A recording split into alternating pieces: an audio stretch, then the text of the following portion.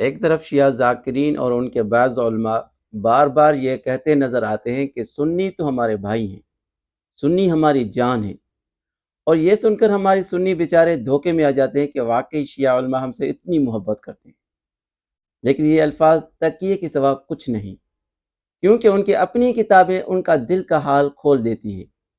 یہ ہے ترجمہ قرآن شیعوں کا ہی ہے، اور ترجمہ مقبول سے مشہور ہے، اور یہ تفسیر ہے اس میں دیکھتے ہیں کیا لکھا ہوا ہے۔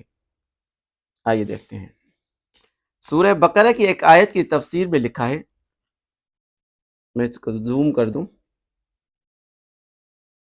یہ دیکھیں کیا لکھا ہے۔ تفسیر عیاشی میں جناب امام جعفر صادق علیہ السلام سے اس آیت کی تفسیر میں منقول ہے کہ خدا تعالیٰ نے اپنی ذات پر یہ بات واجب فرمائی ہے کہ اس شخص کو ہرگز جنت میں داخل نہ کرے جس کے دل میں اول و ثانی کی محبت ایک رائی کے دانے کے برابر بھی ہو۔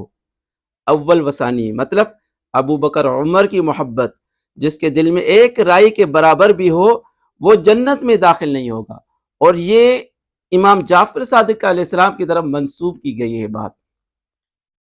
کیا پوری امت محمد صلی اللہ علیہ وسلم جہنم میں جائے گی؟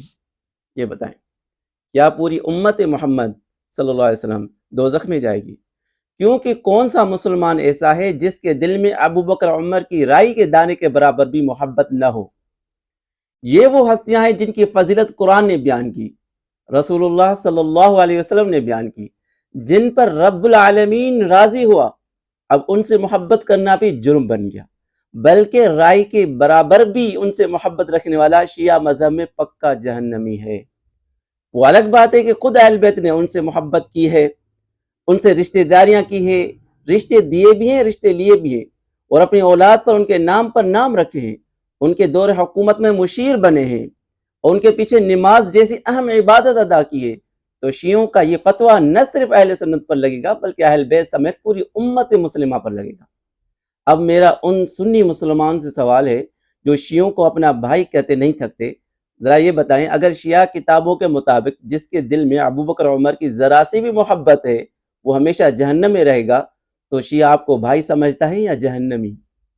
اور یہ صرف ایک روایت نہیں، ان کی کتب میں اہل سنت کے خلاف ایسا زہر بھرا پڑا ہے جس کا علم عام شیعہ عوام کو بھی نہیں ہے۔ شیعہ عوام بھی اپنے مذہب پر غور کریں، اپنے مذہب کے بنیادی کتابوں پر پڑھیں اور ہوش میں آئیں۔ اہل سنت کو بھی بیدار ہونے کی ضرورت ہے، محض جذبات میں آ کر کسی کی مصنوعی محبت کے دھوکے میں نہ پڑیں۔ قرآن اور رسول اللہ نے جن کو جنت کی بشارت دی انہیں جہنمی کہنے والا